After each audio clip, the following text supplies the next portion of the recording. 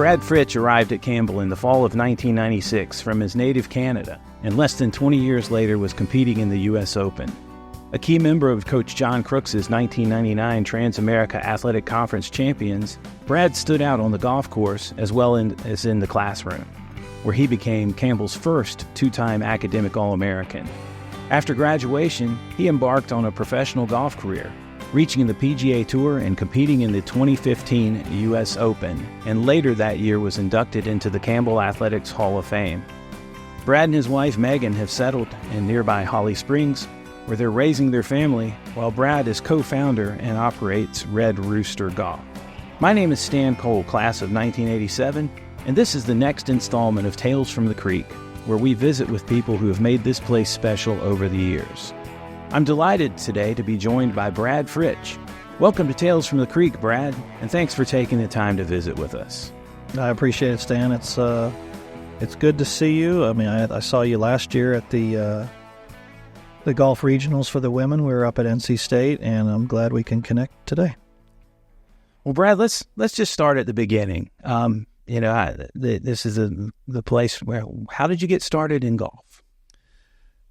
So, not a ton of people know this, even my close friends. But even though I was born in Canada, we grew up for a couple of years in Fayetteville, North Carolina. So my dad was an Air Force pilot for the Canadian Air Force, and he spent some time at Pope Air Force Base for about 4 years. So during that time, my parents were big golfers, and got introduced to the game by them.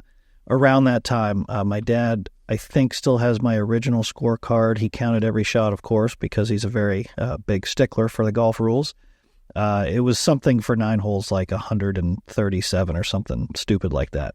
But all 3 of us boys took up golf at an early age, and when we moved up to Canada, I think I was 6 or 7 years old. He kind of negotiated a pre-membership for me at the country club where we lived on the golf course. It was a small golf course, very nice, old school place up in Ottawa, Canada. Mm-hmm. And all 3 of us boys, we played golf. In the summer, we'd ride our bike to the course. It was probably, less than a mile in, just side streets.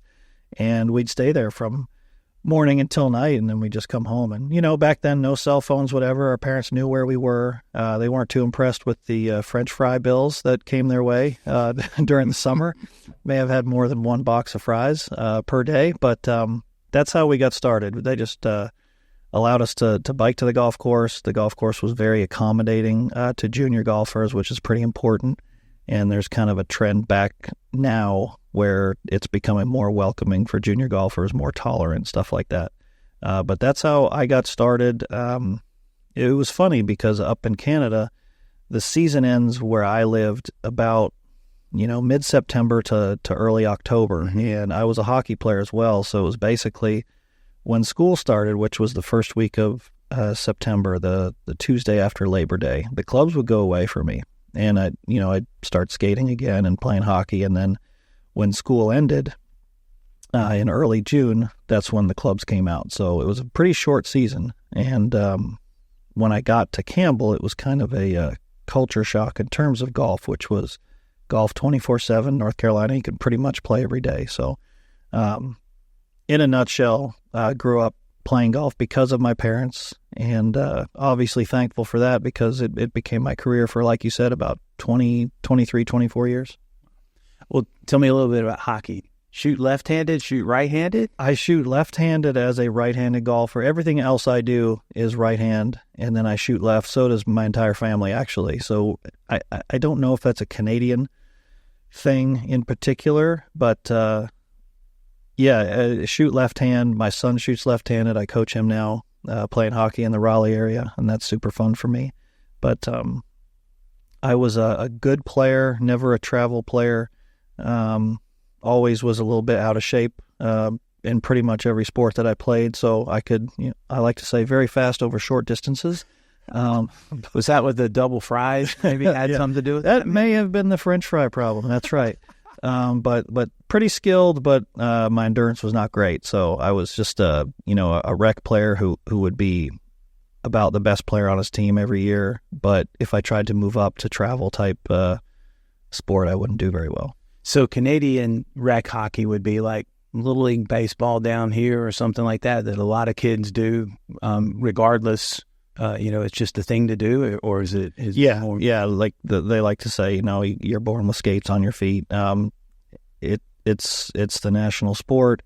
It's getting more expensive to play now. Back then, it was not expensive. Obviously, the equipment is, but again, we're talking 30 to 40 years ago. It just wasn't the financial hardship it is now. A lot of people talk about the travel sports now being so expensive. This was probably, a couple of $100 for 6 months of hockey, and so that would do you right.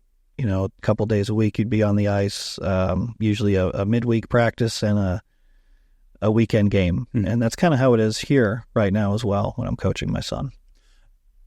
Where you grew up, were there public parks that had rinks that they flooded in the winter time? I asked that because when my son interned up in Minnesota, and we went to visit him in May, we ride by a public park where here you would see a basketball goal or a softball diamond, and there were the boards for what looked like a smallish rink. And I said, "Oh my goodness, there's grass growing up in May, but there it was, and they flood that in the wintertime."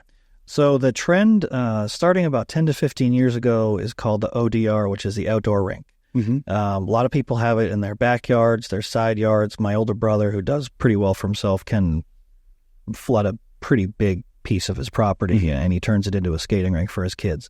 What we did was find a local pond, lake, whatever, and someone would take the lead, usually the closest living adult who lived in the house closest to the pond would kind of take it upon himself to flood it and keep it, maintain it.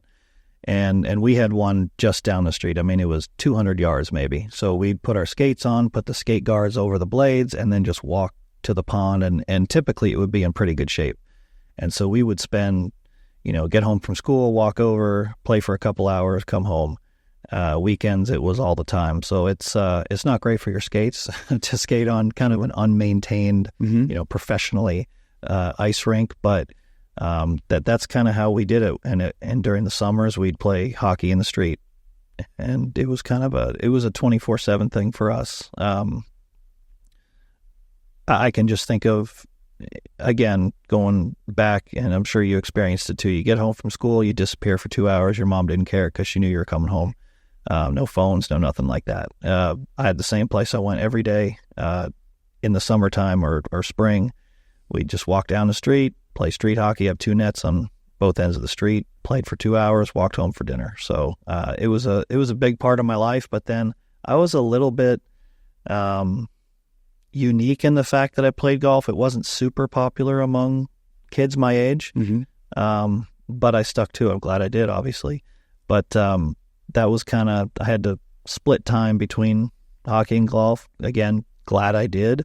But yeah, hockey is very unique in Canada. It occupies kind of a special place here. In North Carolina, it's, it can be baseball or basketball. You see a ton of lacrosse now. You see soccer. Canada is hockey. It was back then, at least. So who were your heroes in hockey and in golf? So growing up, it was Wayne Gretzky, mm-hmm. Still the points leader all time, best player of all time, etc. I was born in Edmonton, which is where he started his NHL career, the Edmonton Oilers. And I was kind of I don't know if I call myself a front runner, but when he went to the Los Angeles Kings, I kind of followed him there. And one of the great joys of my life was qualifying for the Canadian Open in 2000 and I think it was 10 or 11, I can't remember. I was on the mini tours, so I didn't have any PGA Tour status. I qualified for the Canadian Open, and I returned from a practice round, go into my locker at the golf course, and there's a text on my phone. It said, "Good luck this week, 99," which was his number. And I had no idea how he got my number. And then later on in the year, I met him. I've met him several times since then. So that, again, one of the great joys and privileges of my life is meeting my real life hockey hero. Holy cow. Yeah, amazing. Well, what about golfing heroes? I mean, with a short season, but still, it's on TV in the summers. All the big events are going on. And weather. Who so is there a player that you pattern yourself or just like to play like? Never patterned myself after him, but first Curtis Strange and then Payne Stewart were my two kind of golf icons. Curtis Strange had won a couple U.S. Opens in a row. I think it was 88, 89. Mm-hmm. Payne Stewart was the flashy dresser. He wore the knickers, something I attempted at a young age, but then didn't really follow through later on with that. But he had the NFL deal, if you remember. Mm-hmm. He would wear the colors of the NFL team in each city that he played in. So I thought that was kind of neat. Great golf swing, super smooth. Won a couple majors, one at Pinehurst here in 90. Was it 99? 99, correct. It was 99, and I remember where I was. This is kind of a morbid story, but I remember where I was when his plane went down. We were at the Old Dominion tournament at Seascape. Wow. Over at the Outer Banks. And I'd finished my round, and then it was on TV in the bar, and, it was all kinds of people not knowing what was going on exactly, but then a couple hours later, they figured out Payne Stewart had died in that plane crash. So that was one of the parts of my life I remember vividly, for sure, because it was my golfing hero. I hadn't become a professional yet, but it was just the guy that I looked up to. There are times like that in everyone's life. You ask people of a certain age, they know where they were when JFK was killed, or when MLK was killed, or where they were when 9/11 happened. And with sports heroes and things like that, we attach certain memories or certain places to important times in there. And oftentimes it was, if you were in your den watching it on TV, or if you were out somewhere when you heard the news or saw something like that, those things stick with us. And I'm always interested to hear about those kind of stories. So with a short season, when did you play a lot of tournament golf coming in, or how did y'all have many opportunities as a junior? Yeah, we would play as much as we could tournament wise during the summers. I'd say in Ottawa, if we started in late April, that'd be lucky. So I would say May 1st was our kind of, the golf courses would open, give or take. And so our first event would always be mid-June, and I would just classify the tournaments that I would play in as either local, provincial, which you can equate to a state tournament, sure, and then nationals. And there was an organization kind of on par with the USGA. It was called the Royal Canadian Golf Association, and so every tournament that I played was under that umbrella. And so you'd go to the locals and try to qualify for provincials, and then you'd go to the provincials and try to qualify for nationals. And I remember the first time qualifying for the National Junior Championship, I was 16. I wasn't very good. I barely qualified. I was kind of had an up and down tournament. And the next year I did a little bit better and got to nationals again and did a little bit better than the year before. And then when I was 18, which is kind of the final year of your junior eligibility, I got to nationals again, and that was out in Saskatchewan, which is kind of the middle of nowhere, prairie land, farmland. And I did okay. I was like 25th in Canada, which wasn't fantastic. So coming into my college eligibility, when I was trying to come down to the U.S. to play golf, I didn't have much to hang my hat on. And I know you're probably going to ask a bunch of questions about how I got to Campbell. So I can preface that with I just wasn't very good as a junior golfer. I just wasn't great. My stat that I can point to is I never broke par on a golf course before I got to college. And to where I turned out, that's kind of an amazing stat, especially considering what kids fire nowadays. But before I got to Campbell, I'd never broken par before. And it's interesting, Brad, too, in my research as I guess you could say the de facto golf historian here, and putting together career stroke averages back as far as our records go in the Division I era, the stroke averages of someone like a Dwayne Bach, who was still our only 4-time top 10 finisher in our conference tournaments. And you think about some of the players that have come through since then. Dwayne's career stroke averages, are 75 or so. And now, the standard is to break par. And we attribute that. I've talked to John Crooks, I've talked to Matt Moot and some others about this over the years. Equipment certainly helps. Specialization in the game earlier, and players getting better earlier. And then we see the evidence of that on the professional tours, where early 20-year-olds are coming out 1 or 2 years of college, if that, or no college, and then they're playing in majors when you and I were, studying for exams or whatever, and it's remarkable to see. So with that, tell us how you found Campbell, how Campbell found you. So for anyone who's listening, this was pre-internet or barely getting into the internet. So we had email, I think, but a university website, a way to communicate with a coach outside of the telephone that just wasn't a thing back in, I guess it was 95, 96. And so they had this tool called the Ping College Golf Guide, and basically it offered every single university golf program throughout the U.S. were in these pages, and it had contact numbers and maybe a few results, but it was Division 1, 2, and 3, NAIA, all that stuff. And so I took a list of about 40 colleges from Virginia, North Carolina, Georgia, Tennessee, those areas. And I wrote letters, and it's the same letter over and over, outlining what I could do, what I'd done. Handicap back then was a big deal. I think I was like a 1.8 or a 2.2 or something like that. And it was basically, can I come play on your golf team? And I remember I got a letter back from the Virginia Tech coach that said, thanks, but we're good, and very few other replies. And they were all saying, again, thanks, but no thanks. And the only letter that said, I'm interested in speaking with you further, was from John Crooks from Campbell University. And so we started communicating back and forth.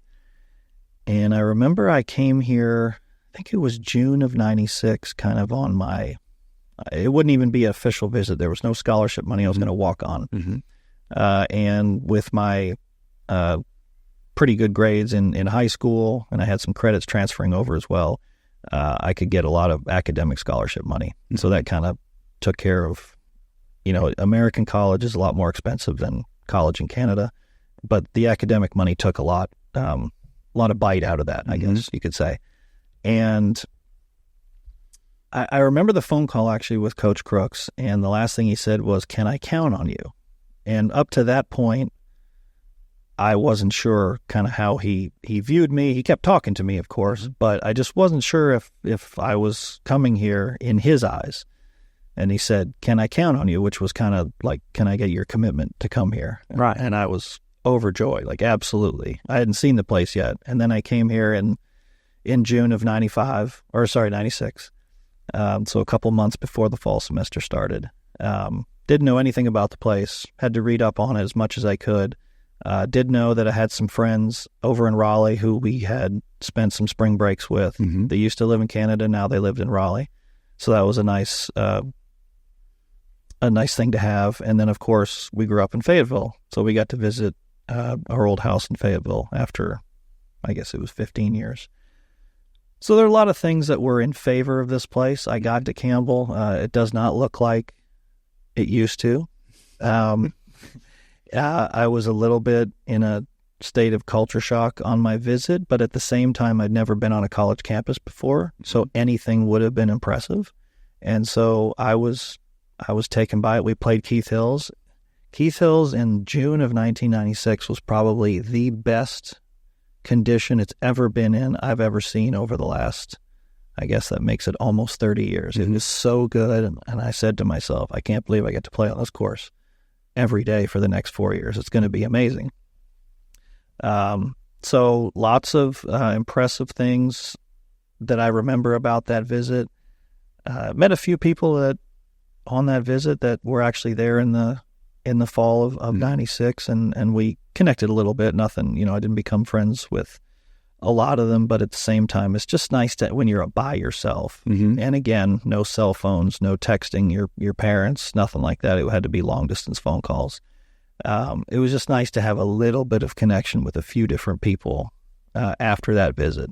And so I made the commitment to come here. And so in the fall of 96, I arrived as a walk-on for the Campbell golf team.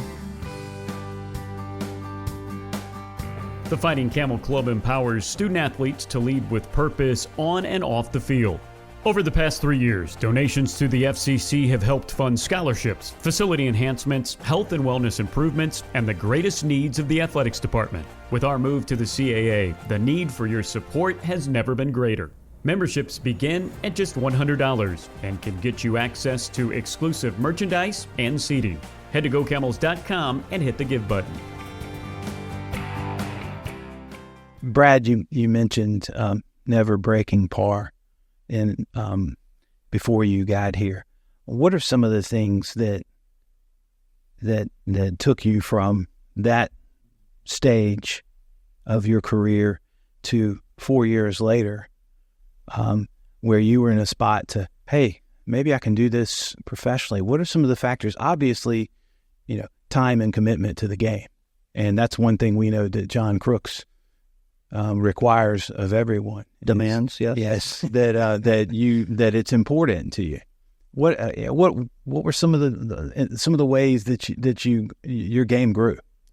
So as much as I would put down my golf game at the time, I never worked at it. It was more of I didn't know how to work at it.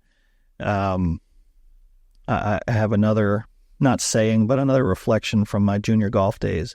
I had never gotten on a putting green and practiced putting. I had warmed up, but I'd never worked on my short game. It was just something, you'd play some games with some friends or whatever, but it was never like, hey, let's see if the ball's, rolling where I want to see it roll. Let's see if I'm starting it on the line I want to start it on. There was no work being put in. I didn't know how to work on it. Mm-hmm.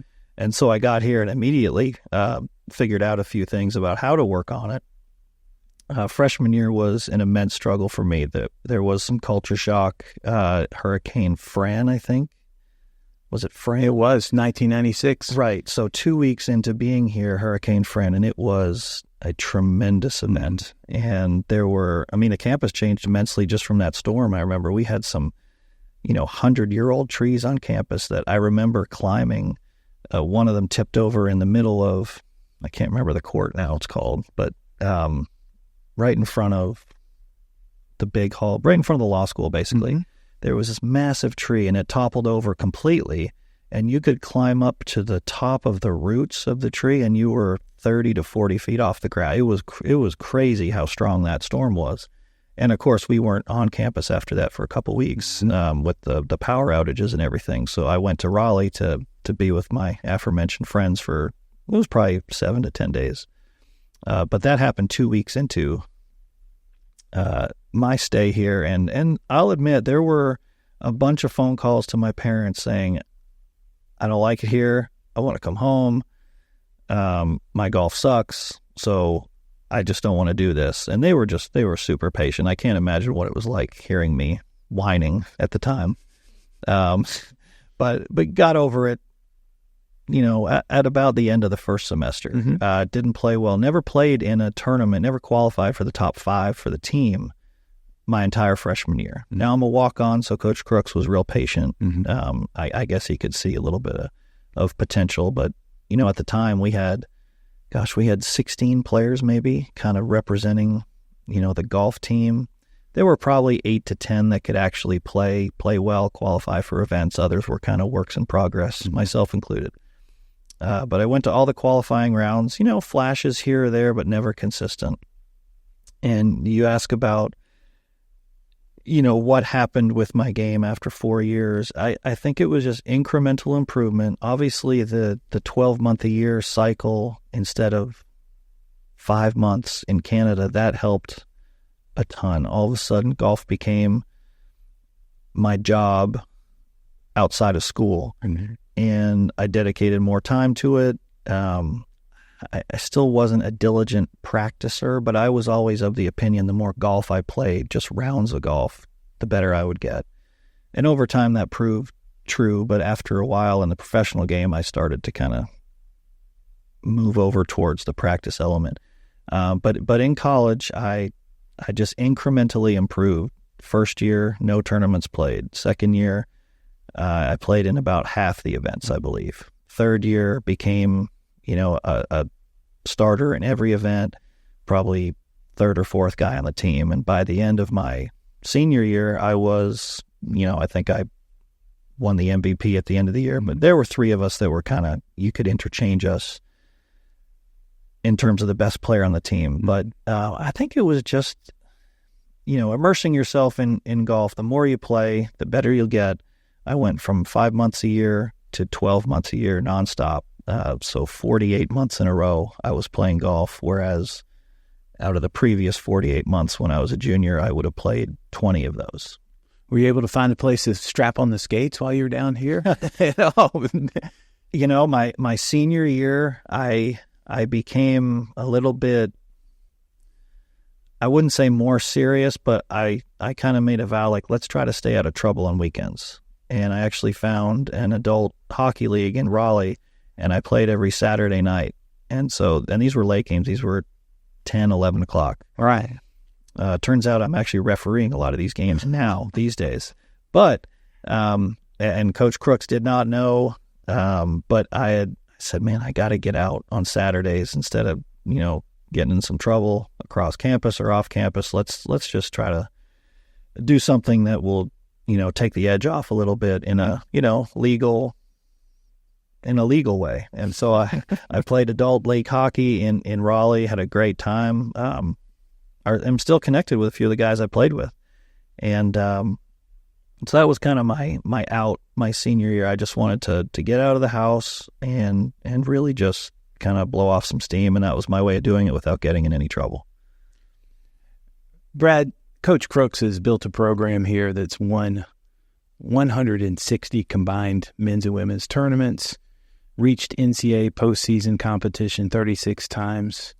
In your opinion, what are some of the reasons why he's been so successful here at Campbell? So I came here and had never had a drill sergeant for a golf coach. I'd never really had a golf coach before I got here.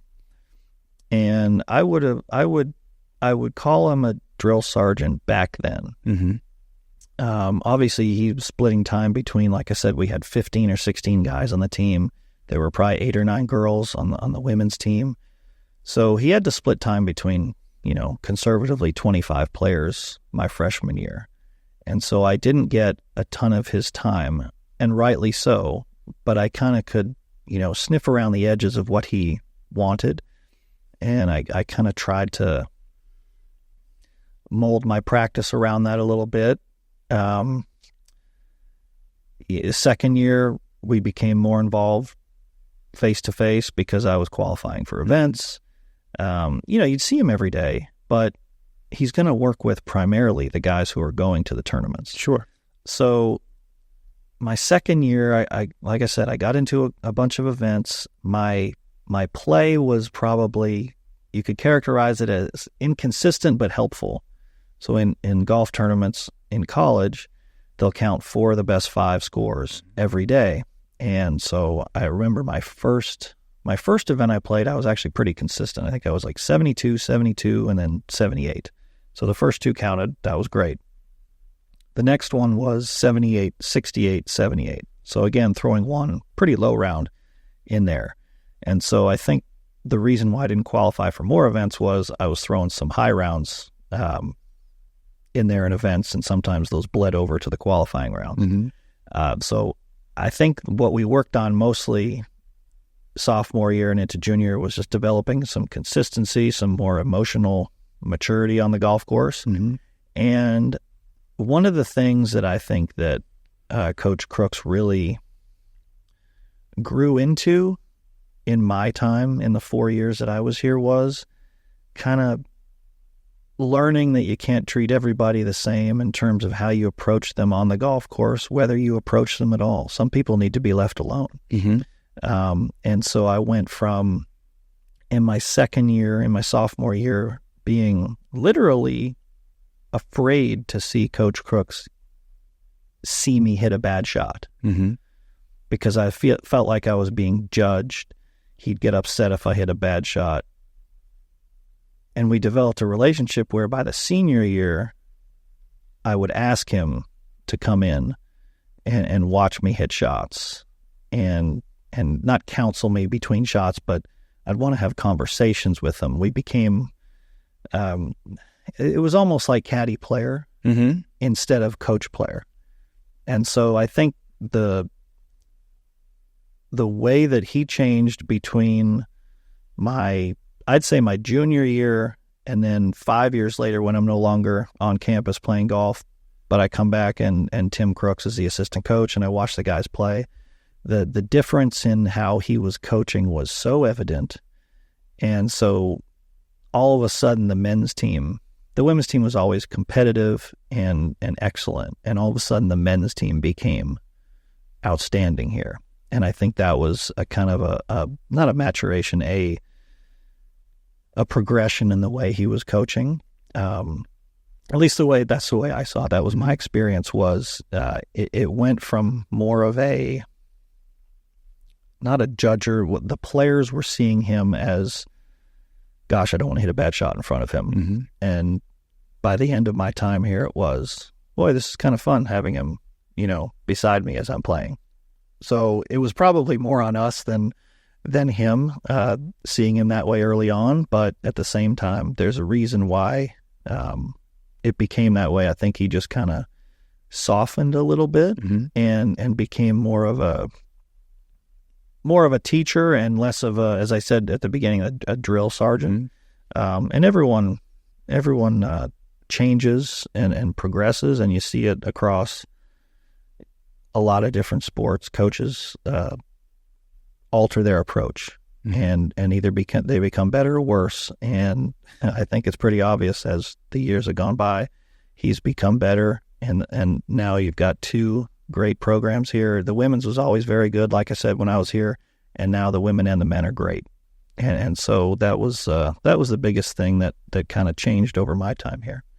I think it's interesting that we think about ourselves, if we look back at our 18 to 22, 23-year-old self, and maybe we were being coached or one of our instructors is 20 years older than us. And we don't think about the fact that, not too long ago, they were feeling the same emotion or similar emotions maybe, or feeling the same way. We haven't developed that perspective. Now, it's interesting to look back at now and see what, in 1999, John wasn't that much older than and right. It doesn't feel that way. Yep. And yet, as the authority figure, as the lead, we sometimes tie things to that as at that age. Brad, any tournaments or courses that stick out in your memories from when you were playing here at Campbell? There was one. It was maybe my second event my sophomore year. It was in Chattanooga. I do believe that Coach Crooks could describe the shot that I hit. It was from a tee box on a different hole. I had driven it onto a separate hole, and I had to pitch it down, towards the green of the hole that I was actually playing. And I still think he could describe the shot. It would be hard for me to describe it nowadays, but it was basically, if I bounce it here and then it trickles down this hill and then it catches this slope, and then it'll trickle down that slope too, and then it'll go down to the pin. And I think the ball actually hit the hole, lipped out, and ended up 3 inches from the hole. And he just looked at me and said, that was the best shot I've ever seen. That course in Chattanooga, I think it was called Signal Mountain. That course, that shot will forever be replayed in my mind. Obviously, Keith Hills is special to me. I've played it several times since I got out of Buies Creek, not too far from Buies Creek in Holly Springs, but Keith Hills is a special place. A lot of good memories there, including that 1999 TAC championship you referenced. there was a golf course where I played probably my best college event in Louisiana. It was called Beauchene. It was in it was That's south, the old Mardi Gras tournament, right? That southeastern Louisiana hosted. Yep, we'd have to go across the bridge of Lake Pontchartrain to south of New Orleans to I think it was called Hammond, Louisiana. Sure. Had a couple of great events there. Played great. I don't know why, because looking back on it, I remember the golf course was between houses, and so there's out of bounds left and right on every hole. And we had a kid on our team who would be terrified of out of bounds, and so he'd talk about it a lot, and it affected us not in a good way. Get that negative energy going in the van as we approach the golf course. A lot of the courses that I remember were qualifying rounds because we got to go to Pinehurst a lot. Not necessarily the resort, but a lot of courses around the Pinehurst area. And to me, at that time, that was an amazing experience. It was something that when I went to Campbell, I was looking forward to seeing the Pinehurst area, the Sandhills, all that. Such great golf. Probably, top 2 or 3 destination in the U.S. for golf. So those are memorable. And then I guess my last memory would probably be the last tournament I ever played. It was at Deer Island, just outside Orlando. I think it was our conference tournament. The conference has changed so many. I guess that was the Atlantic Sun. That was the TAC, renamed TAC to the Atlantic Sun. Yeah, and I didn't play well for 45 holes, and then I shot 31 on my final 9 holes, -5, and I think I finished 8th or 9th, so there was some semblance of an all-conference, like second team all-conference, let's say. Mm-hmm. And I just remember years later, I said something to Coach Crooks in passing. I was at Keith Hills for some reason, and I said, "Hey, second team all-conference, come on." And he's like, "You played 9 good holes that week." I said, "You remember correctly." So that was, I remember that memory. I remember the last putt. It was 12 feet straight up the hill. Never hit a putt more out of the center of the putter than that one. I don't know why or how, because I felt pressure on it, but just a perfect putt to finish. I think I shot 4 under on the day, but again, 5 under on the final 9 holes of conference felt really good. Well, it's interesting that you say that you didn't hit the putt off center. That when I was talking with Scott Irby, who was on the 1970 NAIA National Championship team, it's the last hole. He's got to get up and down from just short of the green and to protect a lead. And he was recounting, and he says, "I don't know if I've ever told anybody this in public." He said, "But I got out there and I had my wedge and I bladed the ball like you would not believe, and it ends up 6 inches from the hole. And everybody, the whole place is the green is surrounded by all these teams there. My teammates are going nuts and all this kind of that." And he said, we were playing with my friends a few weeks ago. His buddies Julian Bunn and Sam Brewer, they get together and still play 50 some years later. And Scott said, somebody asked him, "Irby, did you really mean to hit it?" He says, "No, I bladed out of that ball." It's supposed to fly it up and land it nice, but it was just funny how you remember those things. And he admitted that to me 5 decades later. Brad, was there a time, or can you point to a time or a feeling or a round or a tournament that you think that gave you the confidence that you may go on to play professional golf? So it was my senior year. My grades were really good. My future plans, I didn't really have a ton of ideas of what I was going to do other than, well, I probably have to go back to school for, to further my education. Mm-hmm. I was interested in law. I was interested in law enforcement. I wasn't sure exactly what that path looked like. I started looking at law schools and basically how much it was going to cost. Mm-hmm.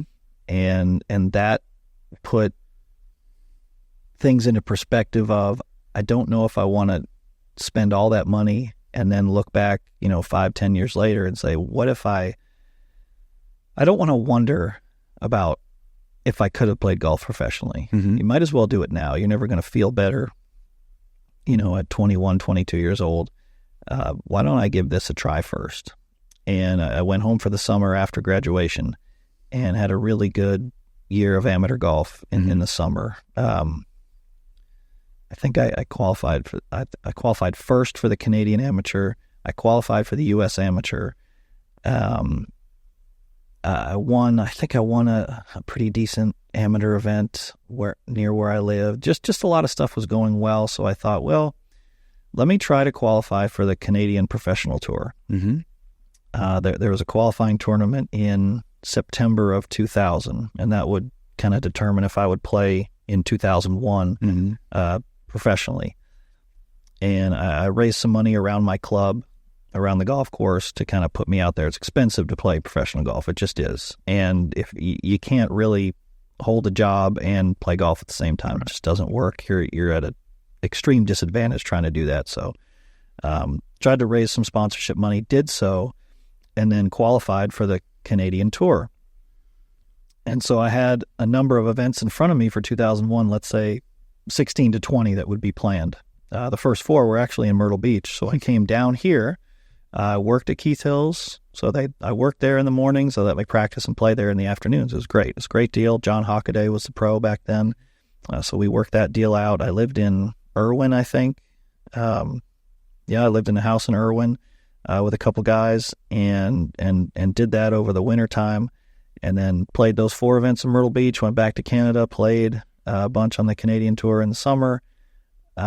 You could describe my first year as a pro exactly like my first year at Campbell, which was, if anything, it was just a big learning experience with very little success.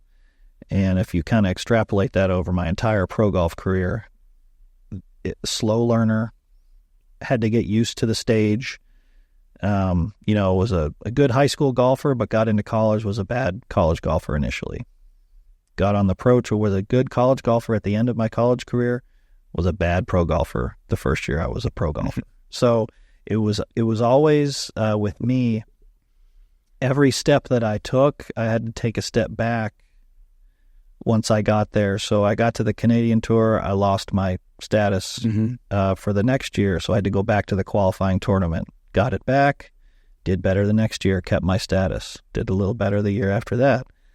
It took me 6 years to get to another level, which at the time was called the Nationwide Tour. You could equate it to AAA baseball, whatever you want to equate it to, but it was the minor league level. It was the next level I had to go to. And same thing happened in 2007. I got there, had a terrible year, had to try to requalify, and I did so.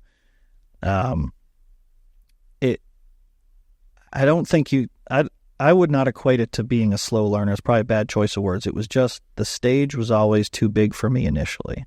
And so that was always something I had to get a lot of comfort with. Was never comfortable for an entire year, whatever tour I got to. But I always requalified at the end of the year. So it was kind of a weird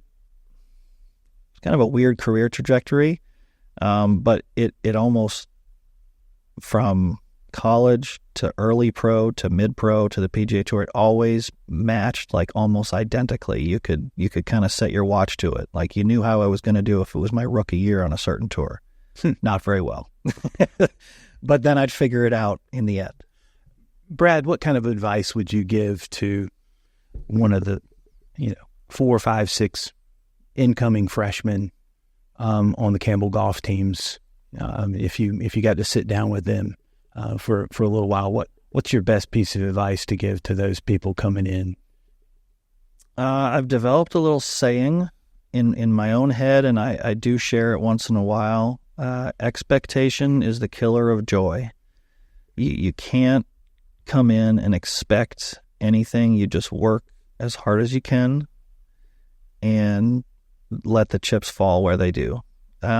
If you're good enough, it'll play out in your favor. If you're not, work harder, and hopefully it will work out for you. I expected so much so early, so soon, that it wasn't fun at the beginning. And like I said, I had those phone calls with my parents. I want to leave. It's not working out.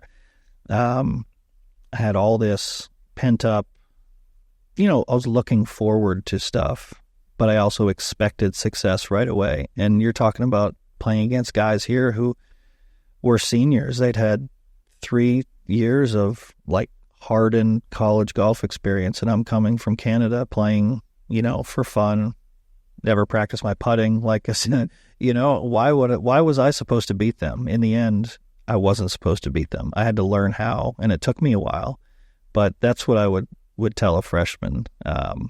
Work as hard as you can, but don't expect anything, because you can't. Golf is so fickle. You just have to try your best and let the chips fall.